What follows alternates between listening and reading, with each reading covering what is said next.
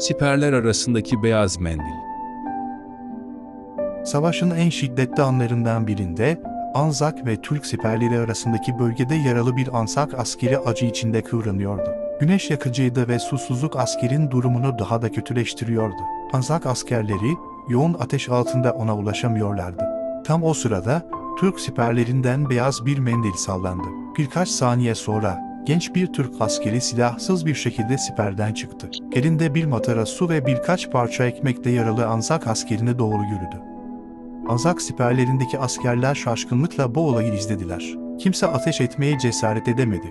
Türk askeri, yaralı Anzak'ın yanına diz çöktü, ona su içirdi ve ekmeği paylaştı. Daha sonra, nazikçe onu kucaklayarak kendi siperlerine doğru taşımaya başladı. Anzak askerleri bu inanılmaz cesaret ve merhamet karşısında hayrete düşmüşlerdi. Türk askeri, yaralıyı güvenli bir şekilde kendi siperlerine ulaştırdıktan sonra, Anzak siperlerine doğru döndü ve başını hafifçe eğerek geri yürüdü.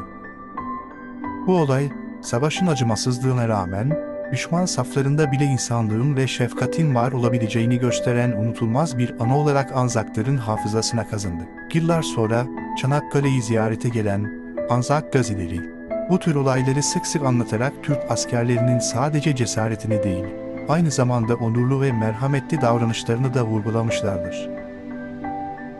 Evet sevgili izleyiciler, Çanakkale cephesinde düşman saflarında bile yeşeren insanlık hikayelerinden birine tanık olduk. Savaşın acımasızlığına rağmen, Mehmetçiğin gösterdiği bu onurlu davranış, Anzak askerlerinin hafızasında silinmez bir iz bıraktı. Şimdi ise, cepheden bir başka yürek olayı daha dinleyelim.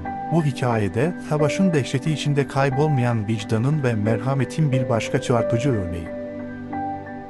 Yaralı aslanın fısıltısı. Savaşın yoğun çatışmalarından birinde, Avustralyalı bir keskin nişancı, siperde pusuda beklerken göğsünden ağır şekilde yaralandı. Bilinci yavaş yavaş kapanırken, yanı başında bir hareketlilik hissetti. Gözlerini araladığında, başında endişeyle bekleyen genç bir Türk askerini gördü.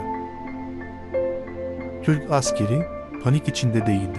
Sakin bir şekilde keskin nişancının yanına diz çöktü ve yarasını incelemeye başladı.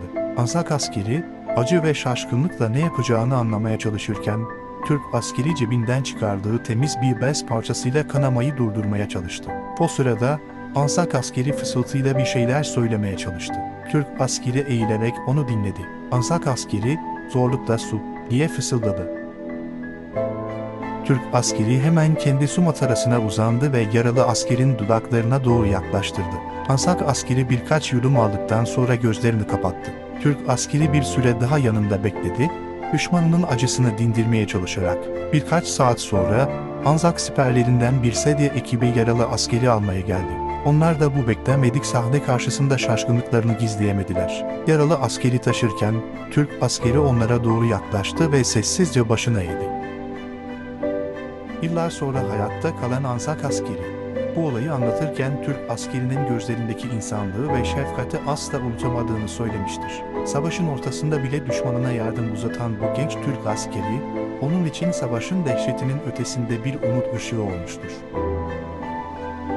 İşte, Çanakkale'nin tozlu sayfalarından bir başka ibretlik öykü daha. Yaralı bir düşmana uzanan yardım, susuzluğuna merhem olan bir matara su. Savaşın en acımasız anlarında bile insanlığın ölmediğini gösteren bu tür olaylar, aslında Çanakkale ruhunun ne kadar derin ve anlamlı olduğunu bizlere bir kez daha hatırlatıyor. Anzakların hatıralarında saygı ve hayranlıkla yer bulan bu kahramanlık ve insanlık örnekleri, tarihin unutulmaması gereken gerçek hikayeleridir. Mermi kovanından filizlenen çiçek, siperlerde günler ve geceler birbirini kovalarken, savaşın yıpratıcı etkisi her yerde hissediliyordu.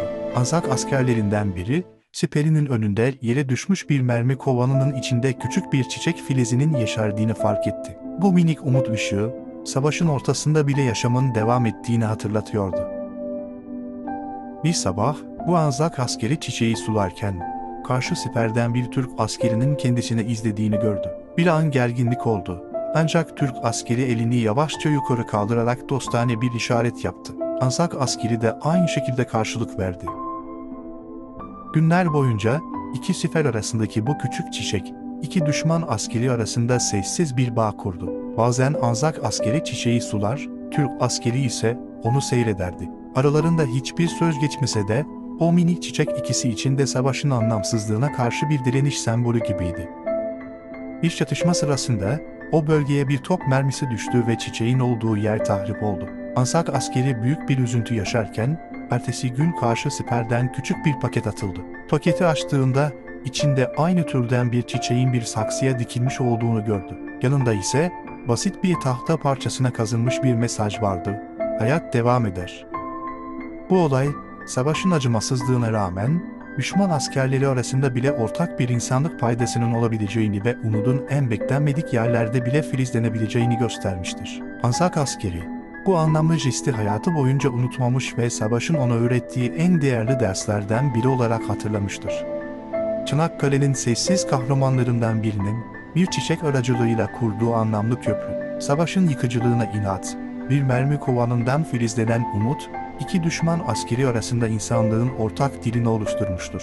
Bu tür hikayeler, Çanakkale Savaşı'nın sadece cephelerdeki mücadeleden ibaret olmadığını, aynı zamanda kalplerde yaşanan insani çatışmaları ve kurulan beklenmedik bağları da gözler önüne seriyor. Çanakkale cephesinde yaşanan insanlık öyküleri, savaşın acımasızlığına inat, umudun ve saygının yeşerebileceğini gösteriyor.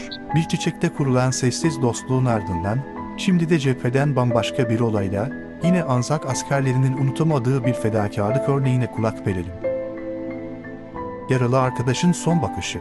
Yoğun bir çatışma sırasında Yeni Zelandalı bir asker ağır şekilde yaralandı. Yanında savaşan arkadaşı, onu güvenli bir yere taşımak için büyük bir çaba gösteriyordu. Ancak düşman ateşi o kadar yoğundu ki, her an ikisi için de tehlike arz ediyordu. Tam o sırada, bir Türk subayı bu durumu fark etti. Kendi askerlerine seslenerek ateşin kesilmesini emretti. Ardından tek başına siperden çıkarak yaralı Yeni Zelandalı askere doğru yürüdü. Anzak askerleri büyük bir şaşkınlıkla bu cesur hareketi izlediler. Türk subayı, yaralı askerin yanına geldi ve ona nazikçe yaklaştı. Yeni Zelandalı asker acı içinde kıvranırken, arkadaşı çaresizce ona bakıyordu. Türk subayı, diğer askere dönerek onu sakinleştirmeye çalıştı ve yaralı askeri birlikte taşıyabileceklerini işaret etti. Birlikte, yoğun ateş altında, yaralı askeri güvenli bir yere taşıdılar. Türk subayı, Yeni Zelandalı askerin ilk yardımının yapılmasını sağladıktan sonra, diğer askere dönerek başını salladı ve kendi siperine geri döndü. Yaralı asker kurtarılamadı, ancak hayatta kalan arkadaşı, Türk subayının gösterdiği bu inanılmaz cesaret ve insanlık örneğini asla unutmadı. Yıllar sonra, o günü anlatırken, düşman olarak gördükleri insanların aslında ne kadar onurlu ve fedakar olabileceğine bizzat şahit olduğunu ifade etmiştir. O Türk subayının gözlerindeki kararlılık ve yardımseverlik, savaşın en karanlık anında bile bir umut ışığı gibi parlamıştır. Çanakkale'nin yiğit evlatlarının, düşman saflarında bile hayranlık uyandıran fedakarlıkları saymakla bitmiyor. Yaralı bir düşmanı kurtarmak için kendi hayatını tehlikeye atan o Türk subayının asil davranışı, savaşın acımasız yüzünün ardındaki insanlığı bir kez daha gözler önüne seriyor.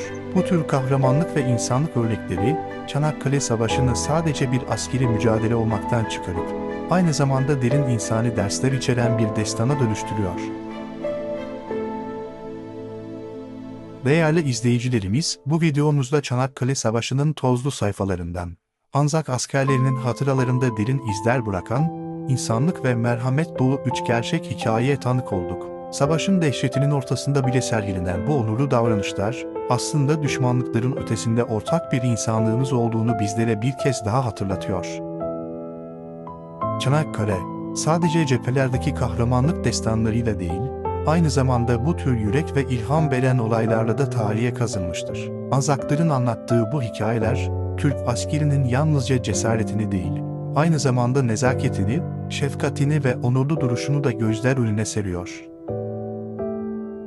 Umarız bu ilk videomuz, tarihin derinliklerindeki bu anlamlı ve gerçek hikayelerle sizlere farklı bir bakış açısı sunabilmiştir. Tarihin Gerçek Hikayeleri kanalımızda, benzeri nice yaşanmış olayla sizlerle buluşmaya devam edeceğiz. Videomuzu beğendiyseniz beğen butonuna tıklamayı ve kanalımıza abone olmayı unutmayın. Yorumlarınız ve düşünceleriniz bizim için çok değerli. Bir sonraki hikayemizde görüşmek üzere, sağlıcakla kalın.